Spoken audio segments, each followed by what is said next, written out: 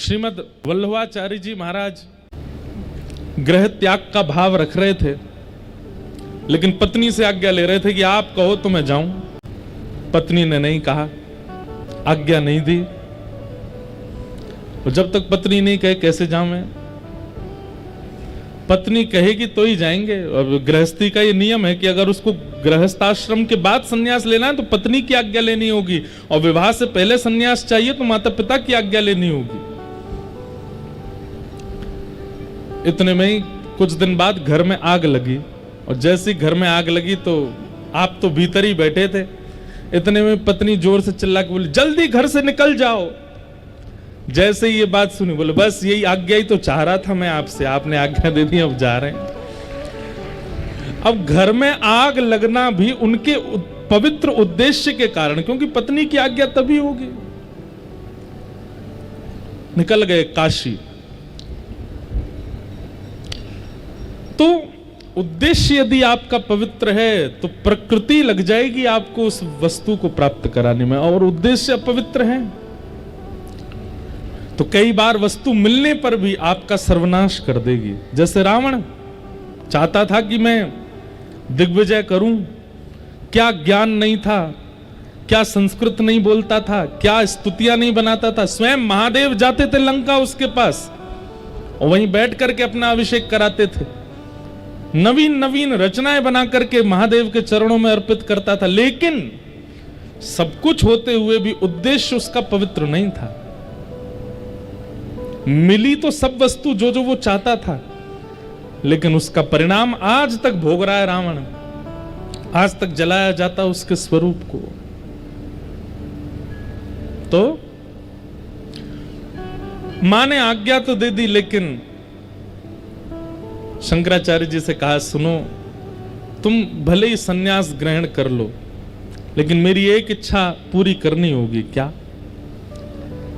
कि मेरे अंतिम काल में आपको आना पड़ेगा। आप मेरे सामने होगे, मैं आपको देखते हुए प्राण त्यागूंगी, ये वचन मुझे देना होगा। आज भी हमारे शास्त्रों में नियम है कि अगर त्रिदंड भी आपने धारण किया है, आप किसी के सामने नहीं झुकेंगे, लेकिन अगर परम विरक्त हो चुके हैं, सन्यास धारण कर लिया, त्रिदंड हाथ में ले लिया है, आप मंच पर बैठ करके वैदिक भावों का प्रवचन कर रहे हैं, और उसी समय यदि आपकी मां प्रवचन में आ जाए और उनको यदि आपने सर झुकाकर हाथ जोड़ के प्रणाम नहीं किया तो आपको अपराध लगेगा, क्योंकि जन्मदात्री मां है। चाहे सन्यास हो, विरक्त, वैसे तो अधिकार, ऐसे अनुमति तो नहीं है कि सन्यास के बाद मां पिता के समीप उस भाव से रहा जाए, लेकिन फिर भी मां की सेवा का अधिकार तो है। मां को सेवा तो कर सकते हैं। तो शंकराचार्य जी ने कह दिया, ठीक है मां, और अपनी मां के अंतिम समय गए हैं, उनको दर्शन दिया। ऐसे आद्य गुरु शंकराचार्य, उनको हम बारंबार प्रणाम करते हैं। साथ ही आज शेषावतार श्री रामानुज स्वामी जी महाराज का भी मंगल दिवस है। जिस श्री वैष्णव परंपरा में हम दीक्षित हैं, जिनकी कृपा से श्रीमन नारायण भगवान की सेवा, अर्चना, वंदना सबका सौभाग्य हमें प्राप्त है। दक्षिण में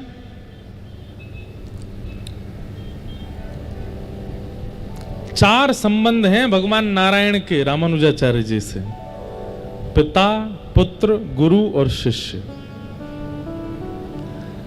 रामानुजाचार्य जी को ठाकुर जी गुरु भाव से भी देखते हैं, शिष्य भाव से भी देखते हैं, पिता भाव से भी देखते हैं, पुत्र भाव से भी देखते हैं। श्री तिरुपति बालाजी नाम सुना सबने? श्री तिरुपति बालाजी के जो ठाकुर जी हैं, वो रामानुजाचार्य जी को अपना गुरु मानते हैं। ठाकुर जी गुरु मानते हैं रामानुजाचार्य जी को।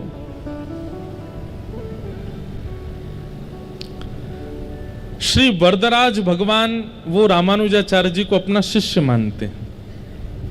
यहां पे भगवान गुरु हैं और रामानुजाचार्य जी शिष्य हैं।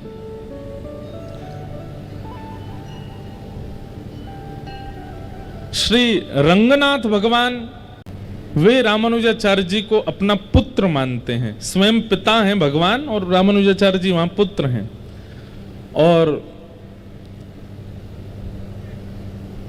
संपत कुमार भगवान बेंगलोर के पास में एक स्थान है, वो ठाकुर जी रामानुजाचार्य जी को अपना पिता मानते हैं, स्वयं उनके पुत्र हैं। ठाकुर के तोहे मोहे नाते अनेक मानिए जो भावे, अनेक नाते हैं ठाकुर जी के रामानुजाचार्य जी से। ऐसे शेषावतार श्री रामानुज स्वामी जी को हम बारंबार प्रणाम करते हैं, वंदन करते हैं।